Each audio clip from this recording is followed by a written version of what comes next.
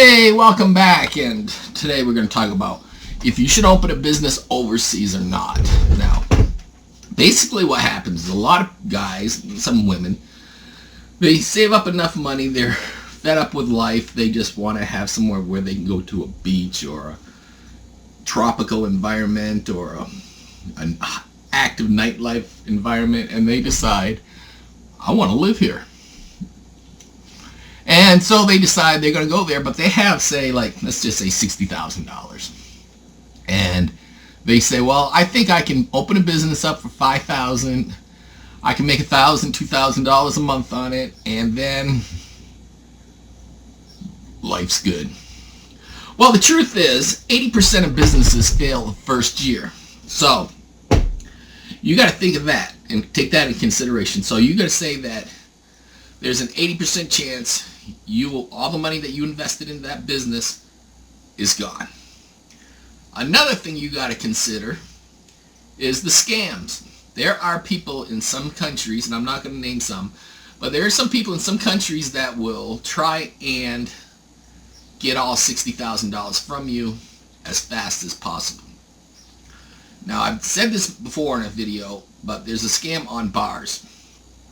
And most people think, oh, a bar, that's the easiest thing to do. I just rent out a place, put up a little bar inside it, some pool tables, a couple tables, full liquor cabinet, refrigerator, freezer, or something to hold the ice. He goes, there's not much. I could probably open it for $4,000 or $5,000. Yeah, you probably could open it for $4,000 or $5,000. But let's be realistic. How many staff members do you need? You're going to need at least 5 to 10 staff members.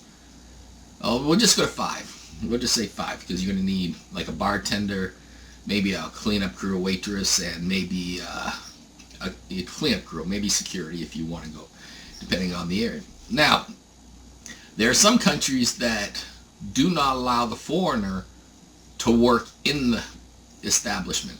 You can own it, you just can't work there. Now, what I mean is you can't even sweep the floor without breaking the law. I mean, some countries are like that. So basically, you're the owner. You can only sit there.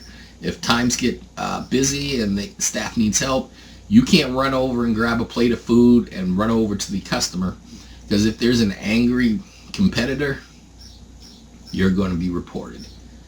So it's that bad in some places. So you have to think about it this way. Do you have enough money to pay 4 or 5 employees? That's going to be about $1,500 a month. About, let's just say $250, 5. That's $1,250 a month. That's what you're going to be paying. Now you're going to be paying, let's say, $700 a month for rent. Some places sound like they're cheap. They're not cheap when it comes to rent. And the landlords, they are greedy, and some of them will charge you 2, 3, 4 times as much as they would a local national.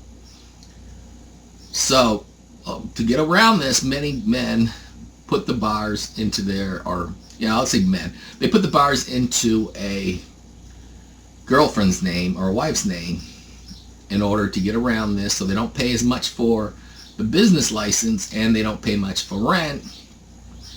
But in some cases, the girl is like, bye-bye. As soon as everything's been finalized, they kick them out and they keep everything. So I'm just saying that you got to watch that one out. That's a scam there too. Another one is some bar owners will turn around and they'll say, you can have half this bar for $30,000. Look how much business I have. He goes, booming in here.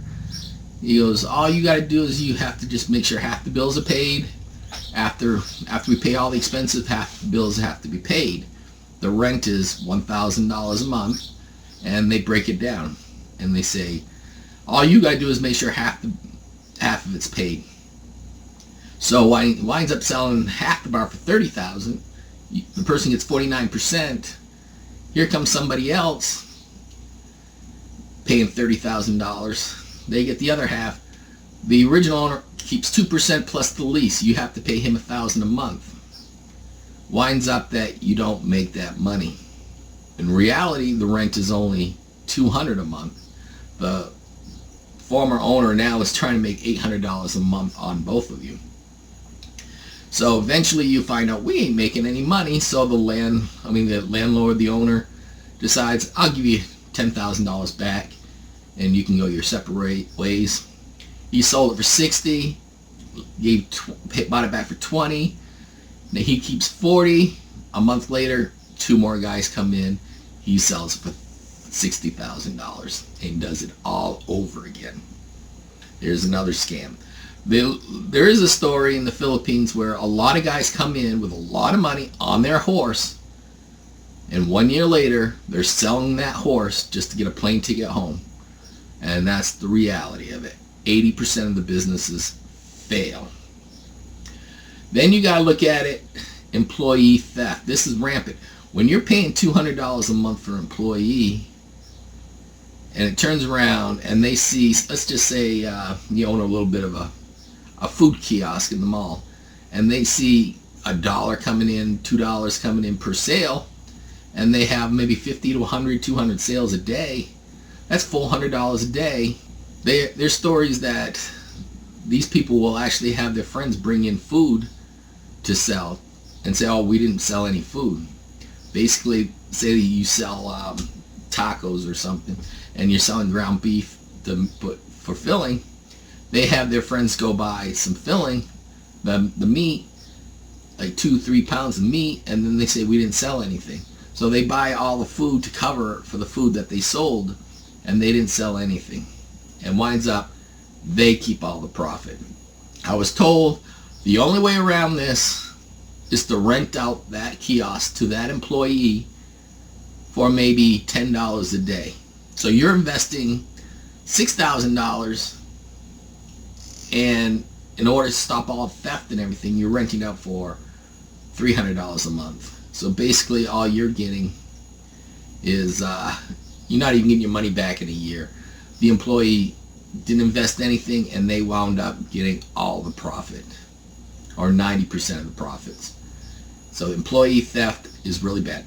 One thing you might consider is just putting the money in the bank, finding how much money you need per month. You don't live like a weekend millionaire where you're going out and you're buying $6 million, or I mean not $6 million, but you're spending $3,000-4,000 per month.